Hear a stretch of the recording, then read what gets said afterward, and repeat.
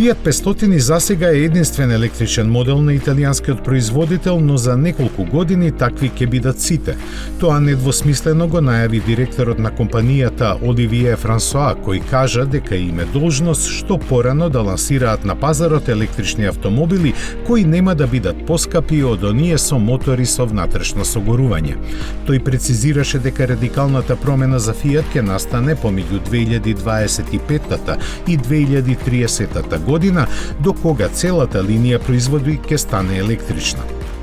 За остварување на оваа цел потребна е изградба на фабрика за батерии во Италија, за која групата Stellantis веќе се заложи. Тоа е неопходно заради намалување на цените на батериите и зависноста од глобалните индустријски текови. Покрај ова, Франсоа најави и дека тркачката патека која се наоѓа на покривот на старата фабрика Лингото ќе биде претворена во ботаничка градина.